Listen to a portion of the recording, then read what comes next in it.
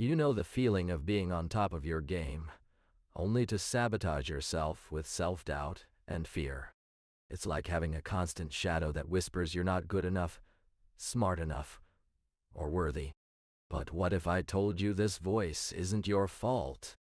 In fact, it might be a coping mechanism from deep within, a response to the unseen wounds of emotional neglect, childhood trauma, or toxic relationships. We often think we're flawed, lazy, or broken when in reality, our self-sabotaging tendencies are trying to protect us from further pain. But at what cost? In this video, we'll explore the roots of self-sabotage and how it's holding you back from reaching your full potential. You know the feeling, you're working towards a goal, making progress, and then suddenly, without warning, you sabotage yourself. Maybe you procrastinate on an important project, or self-doubt creeps in, causing you to second-guess your decisions. This pattern of self-sabotage can be frustrating and confusing, especially when we don't understand why it's happening. Let's explore some possible reasons behind this behavior. For some of us, self-sabotage might stem from emotional neglect in childhood. Imagine growing up with a parent who was emotionally unavailable, never quite there to support or validate our emotions.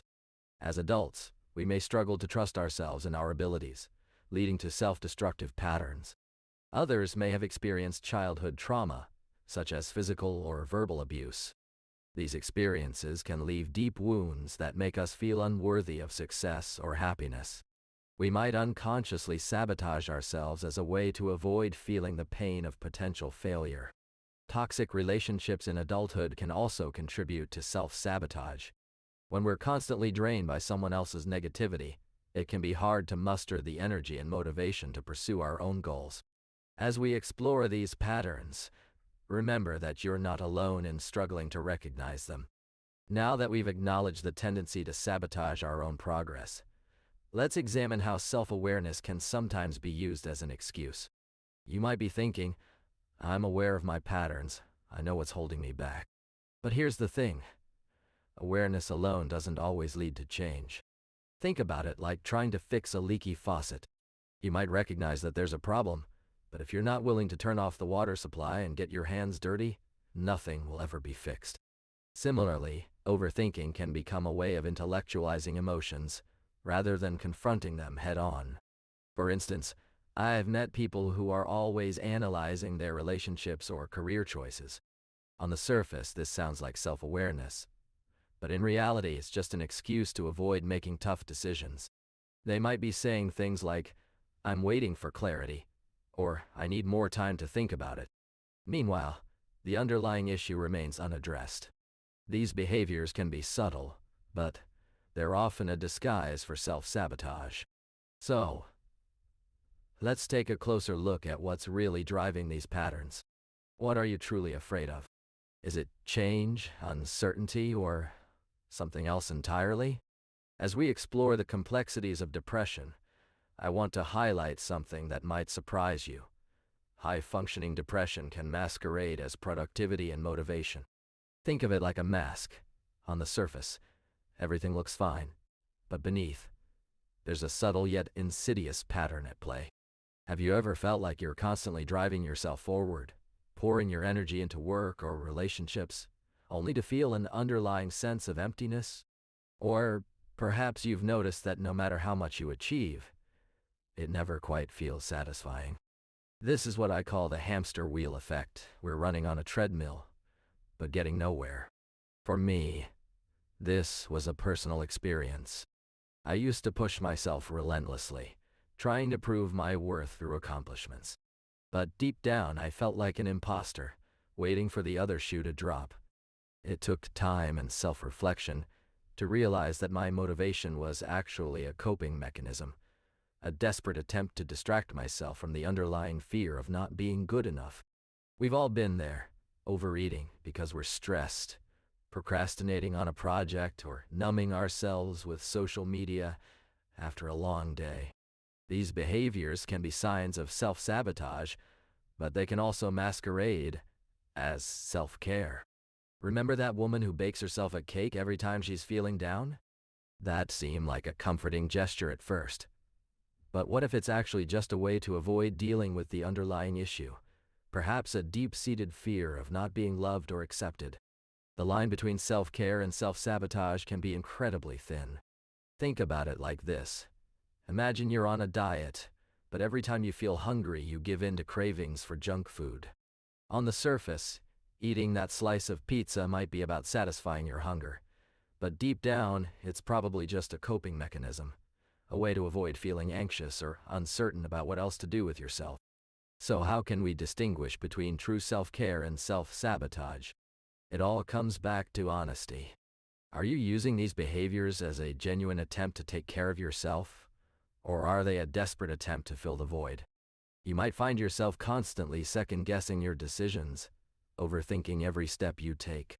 You're like a driver stuck in traffic, replaying the same scenario over and over, trying to figure out where it all went wrong. But what if I told you that this isn't just about being cautious or indecisive? It's often a sign of self-doubt creeping in, whispering, "You're not good enough." This voice is a saboteur, constantly undermining your confidence.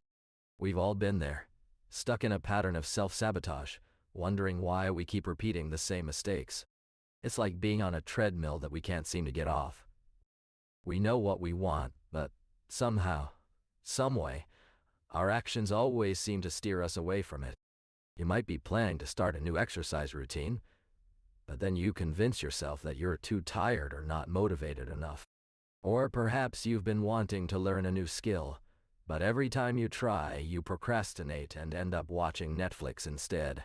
It's like having a constant inner critic whispering you're not good enough, and it's exhausting. As we have explored the complex landscape of self-sabotage, I want you to consider a crucial distinction: the difference between genuine self-awareness and using awareness as an excuse for stagnation.